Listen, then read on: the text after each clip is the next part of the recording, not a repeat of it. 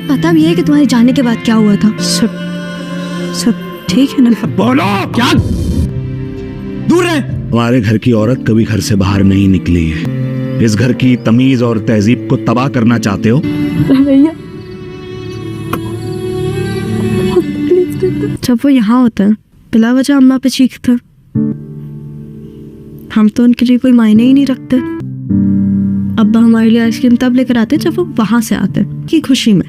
तुम गारंटी दे सकते हो कि मैं अगले 10 साल जिंदा रहूंगा? लेकिन मौत का भरोसा नहीं है। जो कुछ हो रहा है जिसका अंदाजा आप लोग नहीं लगा सकते। कभी तुम्हारे साथ ऐसे नहीं होने तो पहली दफा मैंने किसी शो परवरिश ड्रामे की आज की किस्त में आपने देखा कि वली जो जिंदगी इतनी मुश्किल तरीके से गुजारने पर मजबूर है सिर्फ इस वजह से क्योंकि इसके बाप ने इसे मजबूर कर दिया। तरस आ रहा है इस बच्चे पर और वहीं कुछ जहांगीर साहब पर भी कि इनकी अना और जिद ने इन्हें किस मोड़ पर लाकर खड़ा कर दिया, लेकिन अक्कड़ इनकी अभी भी नहीं टूटी। वहीं दूसरी तरफ वली जिसके घर में रह रहा है, ये बॉस वली को काफ़ी टफ टाइम दे रहा है। पहले तो इसके सारे पैसे खुद खर्च करवा दिए और बाद में इसे खाने को एक चीज़ नहीं देता कि पहले पैसे कमा कर लाओ फिर खाना। वली इसकी बात मानते हुए समीर से कुछ पैसे उधार ले लेता है और इस बात पर बॉस और वली की तल्ख कलामी हो जाती है और वो इस पर चिल्लाता है कि पैसे कमाने हैं ना, तो आओ मैं तुम्हें बताता हूँ कैसे पैसे कमाए जाते हैं।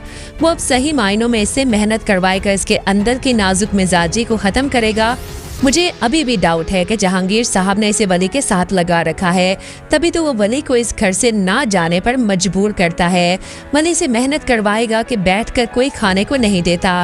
वो अपने उस कमरे में लेकर जाता है वली को जहाँ पर इसकी म्यूजिक की सारी चीज़ें पड़ी हैं। ये देखकर वली हैरान होता है और बॉस वली से कहता है अपने अंदर की आग को चैनलाइज करना चाहते हो, कुछ बनना चाहते हो?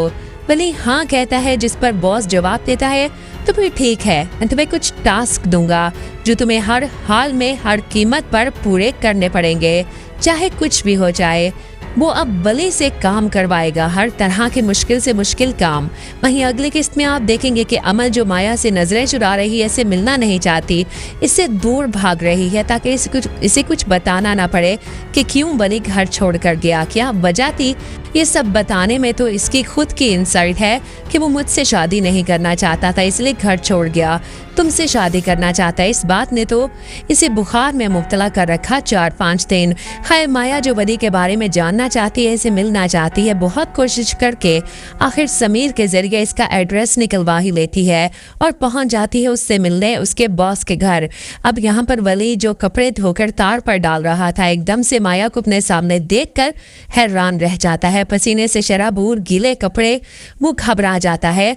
माया इसके बारे में क्या सोचती होगी। वहीं माया भी नजरें चुरा रही है। वली फौरन अंदर जाकर शर्ट पहनता है, माया को बिठाता है और इसके लिए चाय बनाकर लाता है।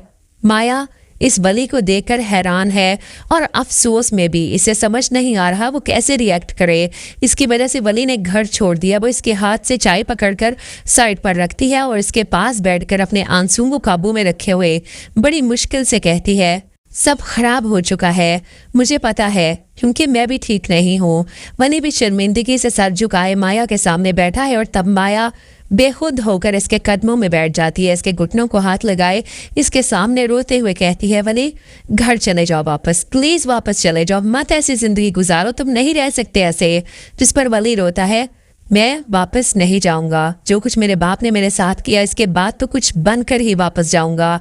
तुम मुझे बताओ, क्या तुम साथ दोगी मेरा? और माया इसके हाथ पर हाथ रख देती है, मैं तुम्हारे साथ हूँ वली,